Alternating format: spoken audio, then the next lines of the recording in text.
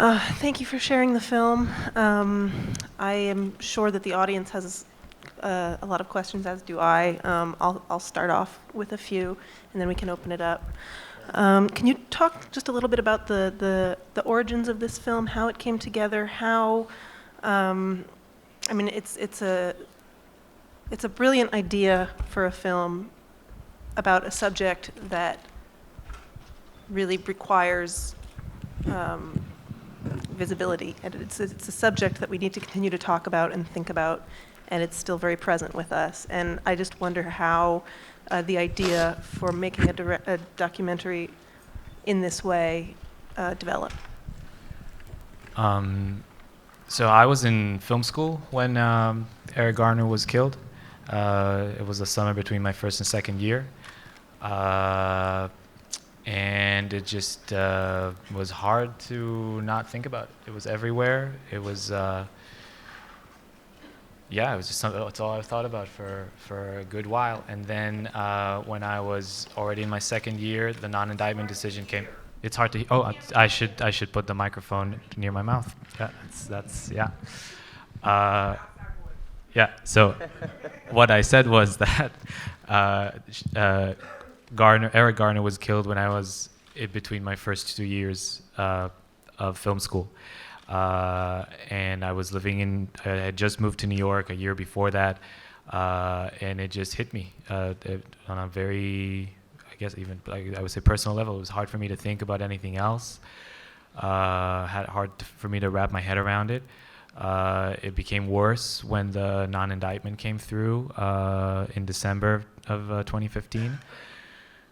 And honestly, I was at the gym and just thinking about it, and it just occurred to me that I was living in New York, that every person who would have testified in this trial that would have happened if they decided differently, that all those witnesses are probably within 10-mile radius of where I was, and it probably wouldn't be that difficult to find them.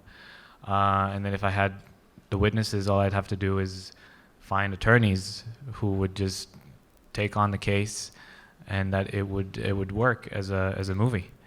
And then I graduated a few months later. It was Eric's death. It was the 1 year anniversary rally of Eric's death, and I met Esaw at that rally. I told her that I had an idea for a movie about her husband, and we started working together about 2 weeks after that. And that was 4 years ago. Yeah, 4 years ago, right? Wow. And Esaw, what was your experience like upon first meeting Roee and being presented with this idea for this film, and how did your feelings about this project? For me, it wasn't really about the actual project, because I'm not a filmmaker. I don't know what people want to watch. I'm a watcher, I'm not a movie maker. So, him coming to me with the idea, I think I kind of brushed him off at first, but his sincerity, so many people had approached me that particular day, with this idea and a book and this and that. But all I could see in their eyes were dollar signs. I didn't see any sincerity. I didn't see any empathy for me or what my family was going through. For you guys, it's a movie. For me, it's my life. I deal with this every day. I have my grandchildren. I have my children. It's it's really hard, But there was something about Roee that struck me in more of a, not even a producer type aura. It was I would really like to sit down and talk to you and, see how you feel about this and that. And I had a lot of cards that day, and for some reason, his card went in my wallet with my money. So it was you're gonna see this card again. You go buy a soda or anything, but all the rest of the cards were in my bag, just scattered around. But his card particularly went into where I keep my money, and I'm like, wow, let me give him a call. And I gave him a call, and we talked on the phone for like maybe an hour or so the first time, and I just felt like he cared. It wasn't about a dollar for him. It was about, of course, getting his recognition as a producer or as a movie maker or whatever, and, he wanted this to be his first big project, and I think he did a great job, even though it was quite emotional for me, as you can see, knowing that it was just an act. I was ready to fight. I don't know. I was just ready to go at everybody. And Rooe's like, "You all right, Esaw?" And I'm like, "I can't do this. I can't, But I'm glad I stuck it out. I'm glad I was strong enough to go through it, because to me it's like going through it all over again. Like all them parts of the movie, I never saw them parts of the video before. My kids wouldn't let me watch it. I didn't want to watch it. I'd rather remember him driving off that day and saying, "I'll see you later, babe." I don't want to remember anything else after that. And basically that's what did it for me, and we've become friends, and he's always there for me if I want to call and talk.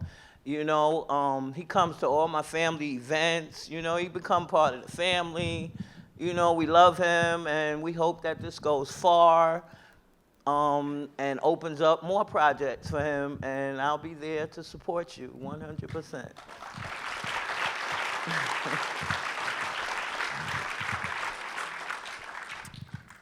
Can you both talk about working with the other participants in the film, the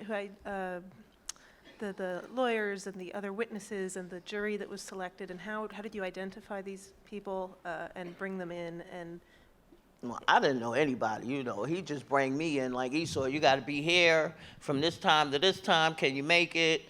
When he bring me in to meet the lawyers, they were very nice and very open and as sincere. And they did a great job also. And,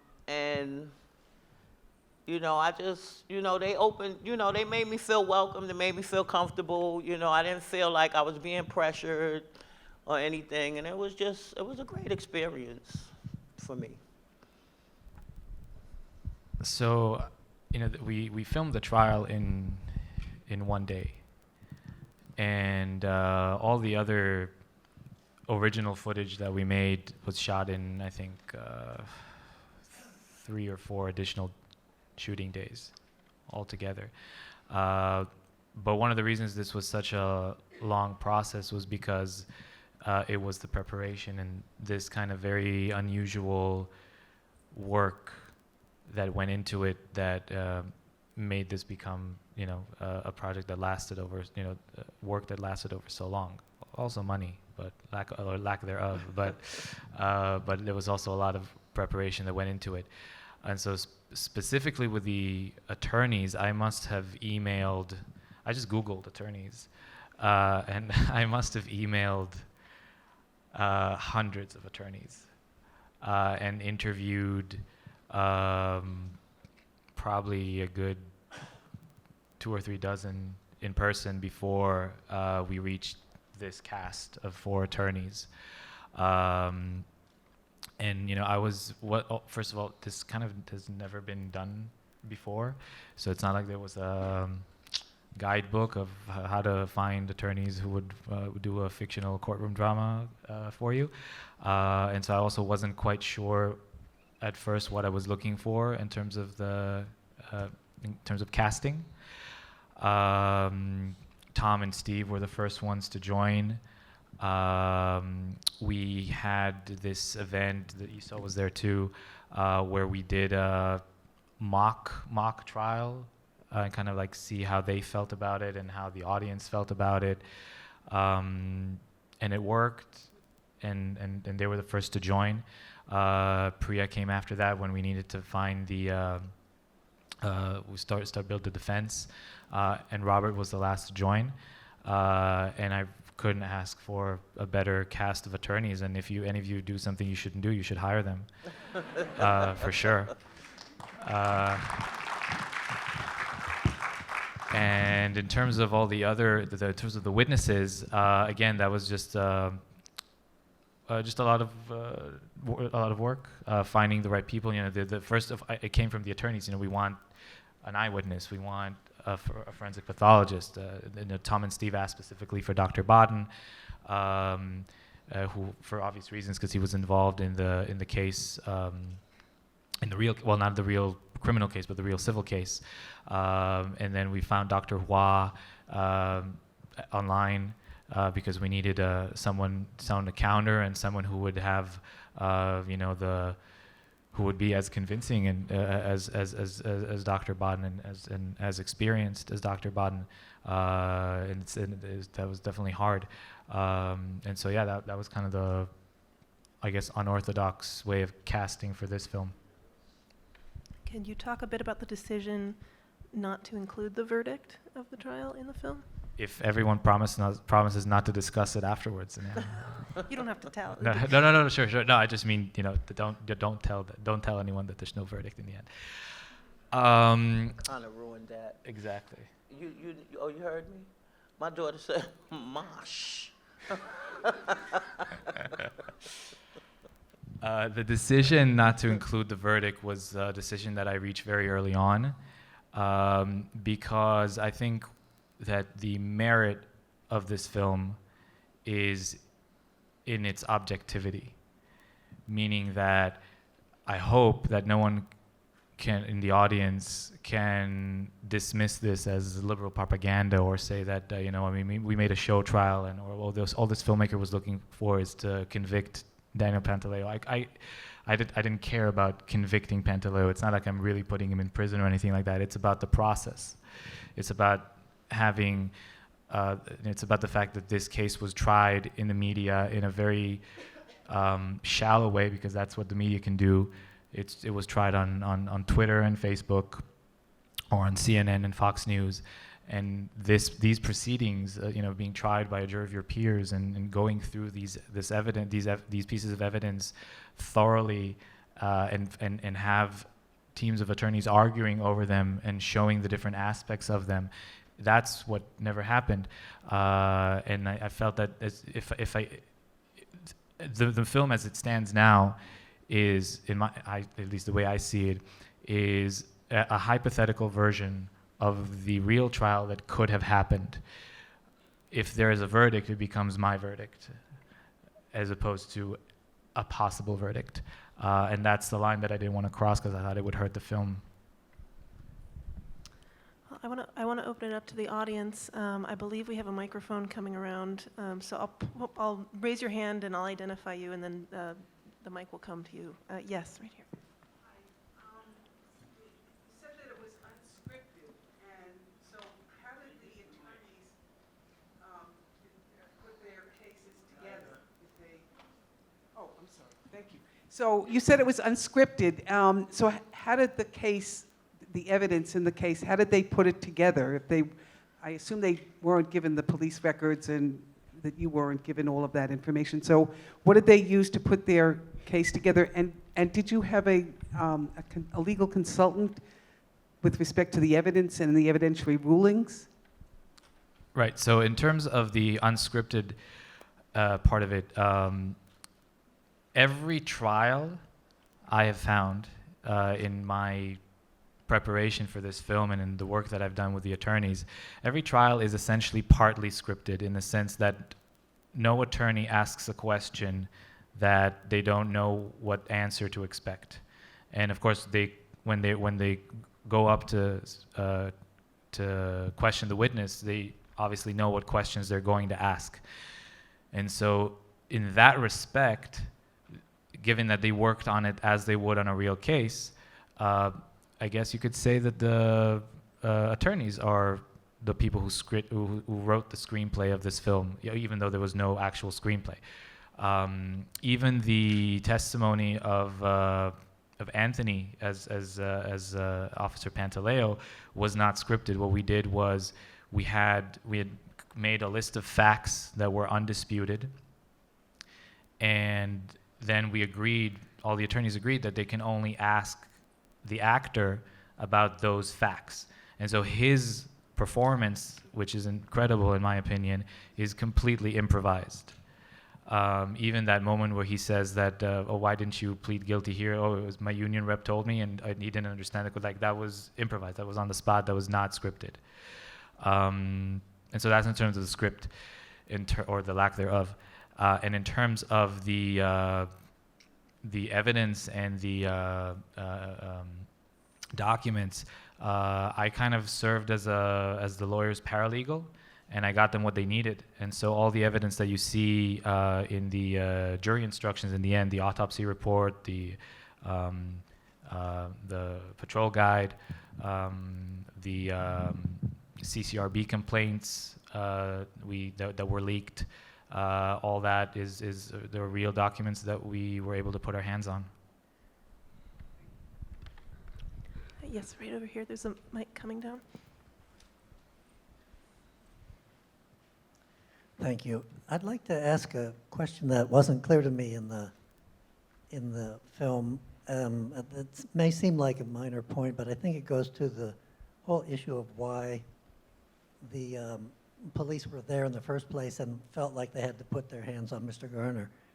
At one point, it's stated that he was sent there by headquarters and he had to make this arrest. Now, there's been plenty of evidence or testimony for example, in Matt Taibbi's book about it, that there were many, many witnesses saying that he was not selling cigarettes. And so is it really true that he had to proceed with this alleged instruction, even though there seemed to be no evidence of any kind of criminal activity taking place?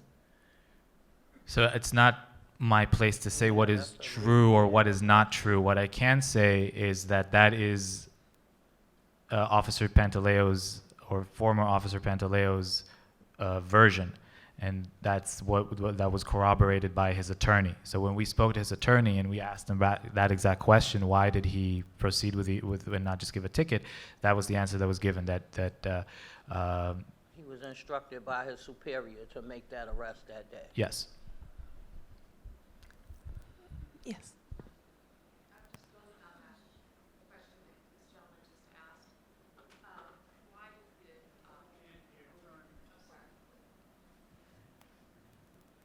Building on the last question, I was just curious why the legal team didn't want to explore the issue of, motive for the arrest and kind of getting into that more, and the issue of, trying to de-escalate things and approaching them that way. Can I just say one thing? This is a movie. Like, you guys are asking questions that, can only be answered if you had followed the real trial and the real arrest and the real firing of Daniel Pantaleo, which my daughter worked very hard, But these questions that you're asking are questions that we're not in the place to answer. We're really not. He's trying to be nice about it, but you asking questions that we really can't answer, and that's just the bottom line. Give us, if you're gonna ask us some questions about what you saw tonight, because bringing in stuff could cause a whole lot of controversy that, we ain't really ready for right now.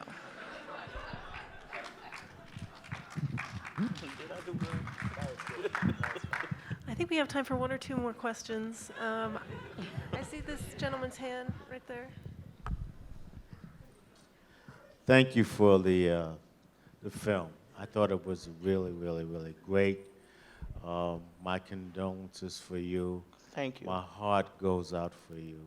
Thank you. In terms of what you've done. I think that on a commentary level, I think that you've changed the whole atmosphere of what's going to happen in terms of police brutality and the whole thing. My tears, I mount up because of the fact is that that's what needs to happen in our whole society in terms of what needs to change in the correction department. And, it's a springboard in terms of what's going to be changing in this whole society, revolving in terms of what your son and the loss of him is going to do. My husband. Which is really, really, really, really great. And thank you for, you know, your husband? Husband. Oh, a husband. Oh, Yeah. okay, your husband. Eric Garner was my husband, not my Okay. son. Okay. And I think that's going to really, really, really springboard everything in terms of what's going to really, really, really do. Thank and you. that's what needs to be done in this American cultural society. So thank you so much. And thank you for the film producing. Thank Thank you. you.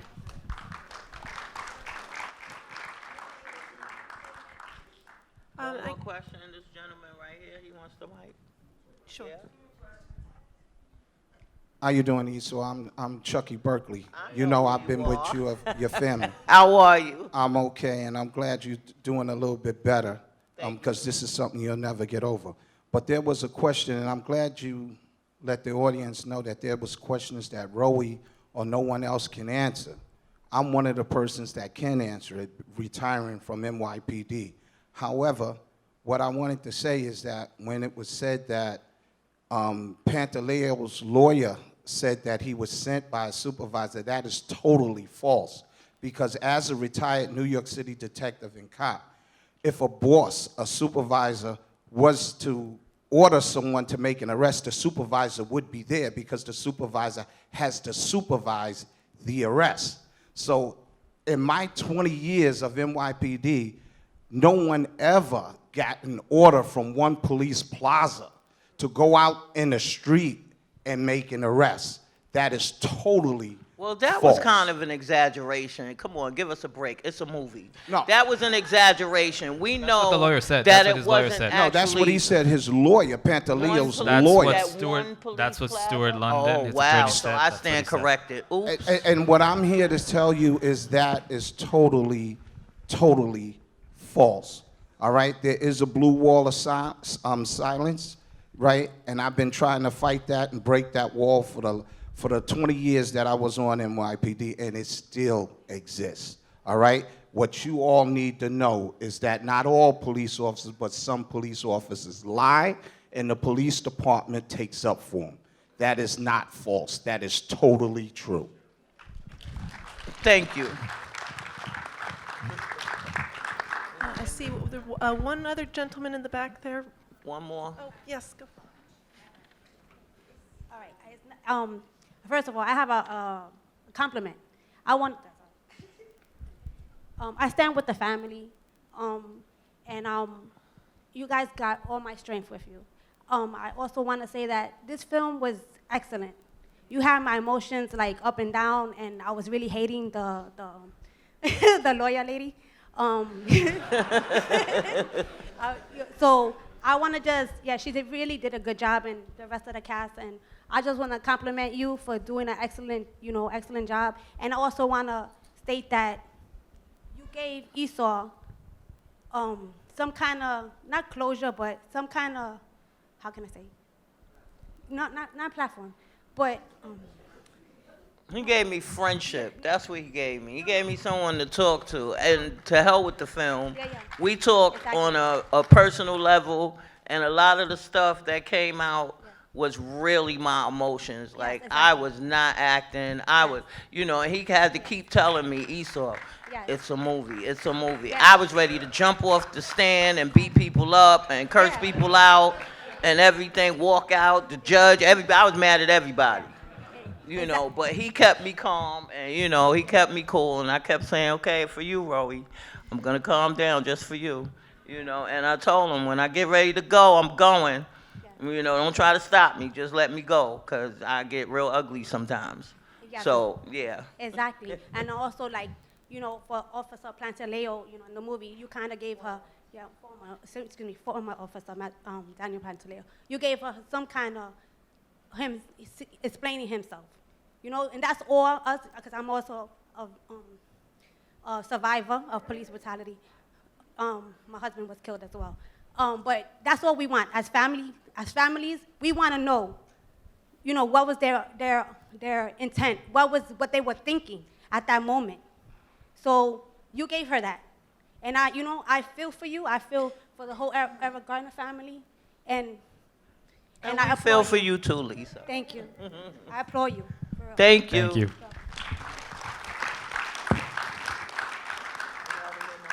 I think we're almost out of time, but there is this one gentleman in the back who has a question.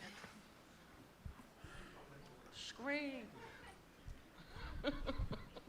Thank you very much. I'm actually one of the organizers of many anti-police brutality demonstrations in the New York area. One thing I thought as a takeaway watching this film was that even though it wasn't overtly stated, it was a question of how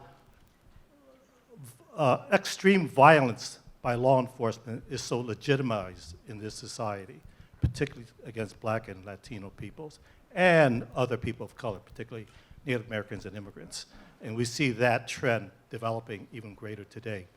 But I'll leave that comment. I just want to raise an issue of a filmmaker that we should recognize who hasn't been mentioned in relationship to this incident of Eric Garner's killing.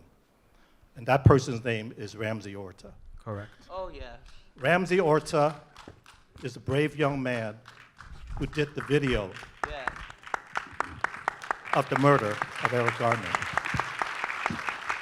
And without him, he would have been, excuse my language, but there's another dead Black man on the streets of Staten Island. Had that video had not been recorded, they could have said anything, anywhere, anyhow, and we would have been none the wiser. They could have said it was an asthma attack, and boom, that would have been over. But because of Ramsey Horta, you're right, we should have did some type of acknowledgement. But without actually speaking to him, with him being locked up and everything, it was hard for us to even try to put him in the film or anything. But we do acknowledge, and we do, whenever we see him, he gets grand amount of hugs and love from my grandchildren, from my children, from friends and family. We do thank him immensely.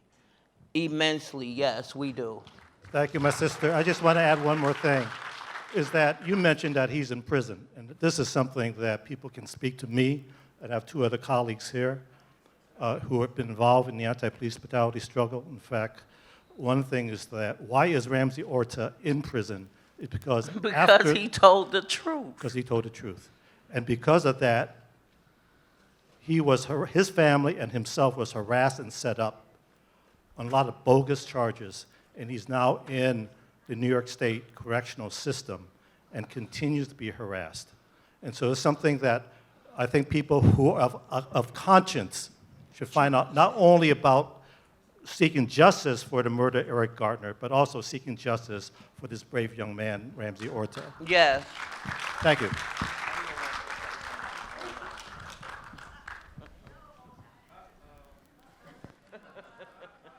Good evening. My name is Emerald Snipes Garner. I'm the youngest daughter of Eric Garner. My mom can't answer the gentleman's question. During the CCRB trial, it was revealed that Ramsey Horta, he did record the video. We are not taking that away from him. Ramsey Horta is not in jail because he recorded Eric Garner's video.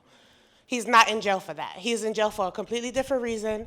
We have spoken to Ramsey Horta. We've been in contact with him. Erica worked very closely with Ramsey Horta. We thank him for recording the video. Ramsey Horta also receives royalty every time my father's video is played. So I think that, I'm not saying that he shouldn't have been acknowledged in this video, but he's acknowledged every time my father's video is played.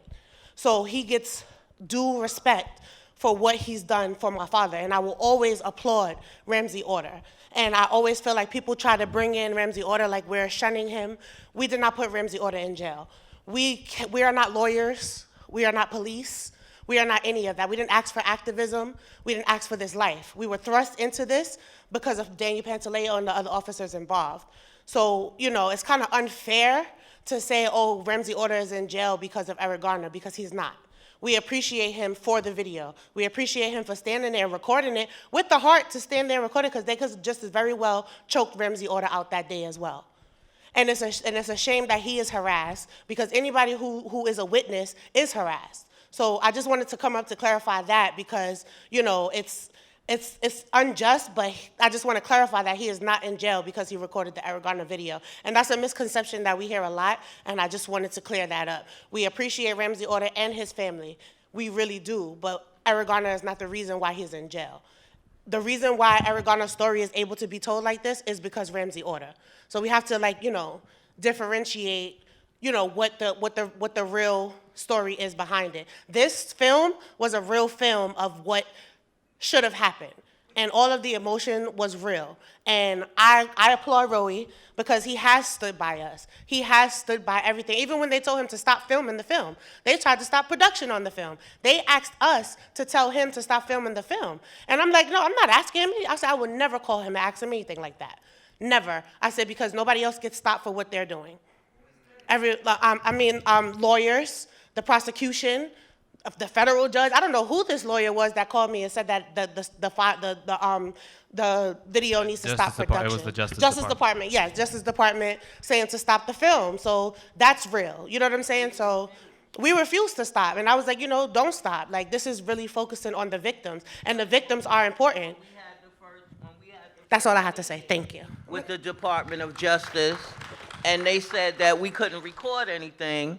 And lo and behold, my warrior daughter, Erica, rest in peace, recorded the whole thing, and it was on tweet and everything before we even got out of the meeting. And they were talking about arresting her and taking her to jail and all of that. And she said, Ma, I don't care. She was like, I don't care. The world needs to know that they're full of banarchy and they're not going to do anything about Daddy's case. And she fought so hard to get justice for her dad. And then my daughter and my son took over, and it's been a roller coaster. There's good moments, there's bad moments. I have a bad day almost every day, but I try to smile and, keep it pushing. And I want to thank all you guys for coming out. I appreciate the love, continue to support.